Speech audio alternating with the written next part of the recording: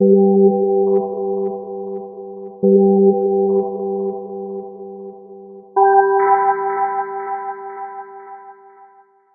right, in this video, we're going to be looking at more two-step equations, specifically equations that contain parentheses, and how we're going to deal with solving equations that have parentheses. There are actually two major ways that you can solve equations that contain parentheses, and I'm going to talk about both of those, and I'm going to basically let you choose which way you want to solve them. Sometimes one is better than the other, and we'll kind of look at when those situations come up, which method is best. So the first method would be to just straightforward use the distributive property to get rid of the parentheses.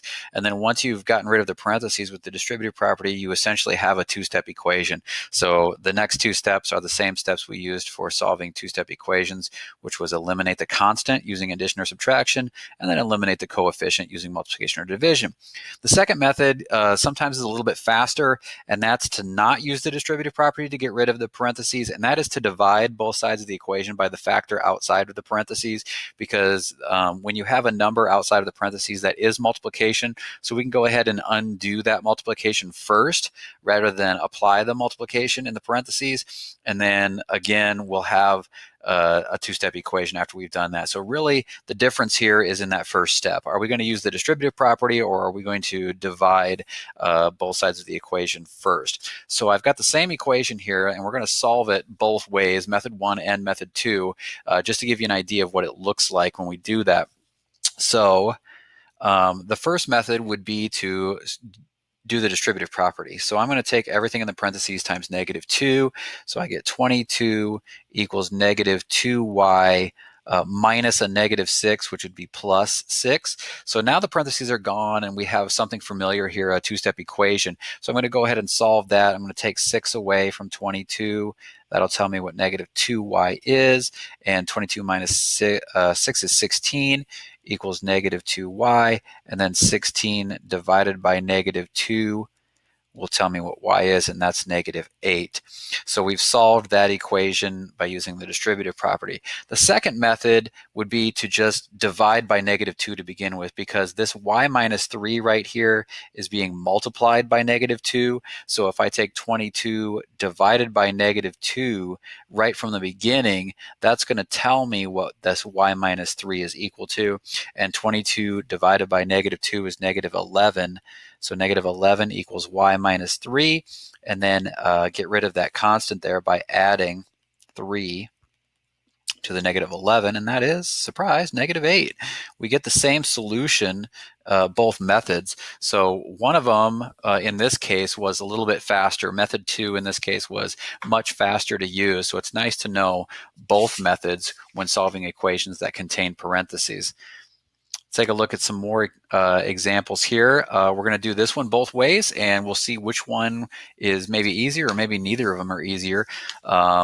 First method would be to use the distributive property. So I'm going to go ahead and multiply both of those terms by 3.2, and I get 3.2x plus 11.84 equals 4.8. And then I'm going to go ahead and solve this as a two-step equation. 3.2x equals 4.8 minus 11.84, and that gives me a -7.04. And then divide by 3.2 to solve. So x is going to equal -7.04 divided by 3.2, and that is -2.2 solved. And then method 2 would be just to divide by the 3.2 right off the bat. So I get x plus 3.7 is going to equal 4.8 divided by 3.2, and 4.8 divided by 3.2 is 1.5. So I have x plus 3.7 equals 1.5, and then x would equal 1.5 minus 3.7, which is, you guessed it, -2.2. So again, same solution, both methods. So either one of them is going to work. It's going to be fine, but we can see, again, method 2 was a little bit faster in this case. So a lot of the times method 2 will be superior to method 1 if you get the hang of it, but know that both of them work. Here, 11 equals 5 times g minus 3. I'm going to go ahead and use method 2 on this one. I'm not going to show both methods, but you get the idea. We're kind of new to method 2, so I'm just going to show that so you can get the hang of that. 11 divided by 5 is going to equal g minus 3, and 11 divided by 5 is 2.2. And then add 3, 2.2 plus 3 is going to tell me what g is, and that is 5.2. So again, pretty straightforward way to solve that one. We could have solved it both ways here. The next one, I'm actually going to use method 1. And a tip that I would use is kind of look at what you're dividing by. I'm dividing by 9. And 2 or negative 2 is not particularly divisible by 9. If you recall, when you divide by 9 by something that's not divisible by 9, you're going to get a repeating decimal. So I'm going to want to avoid that when that's possible. So something to look for when you're deciding which method to use. If the number on the other side of the equation is not divisible by what you're dividing by, then go ahead and use method 1 and hold off on that until the very end. Eventually, we're going to get a messy decimal, but we'd like to hold off on that as long as we can. So I'm going to use method 1. 9 times negative 3 is negative 27 minus 9x, or sorry, plus 9x equals negative 2. And then I'm going to add 27 to tell me what 9x is. Negative 2 plus 27, and that's 25. 9x equals 25, and 25 divided by 9 will tell me what x is, and that's going to give us a repeating decimal or a mixed number here, 2 7/9, or 2.7 repeating when I solve that. So just a tip there when solving with parentheses and you're just trying to decide which method to use. Sometimes method 2 can make things messy from the get-go. I'm going to give you one more example here and when not to use method 2 for sure.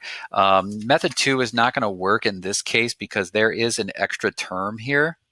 Not everything is in the parentheses. So if I divide by negative 2, I'm going to make a mistake unless I divide every single term by negative 2. So sometimes it's just not worth the risk if you're not exactly sure what you're doing with this equation. So when there's an extra term tacked on before or behind the term that contains the multiplication in parentheses, then we're just going to have to stick with method 1 and go ahead and use the distributive property to get rid of these parentheses. And that's what I'll do. Negative 2 times 4 is negative 8 minus 2z minus 3 equals 19. I have some like terms here. Negative 2z minus 11 equals 19. Negative 2z equals 19, plus 11. Negative 2z equals 30. And then z equals 30 divided by negative 2, which gives me z is negative 15, solved both ways there. There is a way to use method 2 on this one, but again, you would have to divide every term by negative 2, which means I would have to divide that minus 3 by a negative 2, which is going to give me a decimal value in there. And I mean, it'll work, but it's not really the most desirable situation. So things to be careful of when deciding which method to use. And again, either method will solve all of the equations. It all just matters which one you want to be using. Some might be easier than others.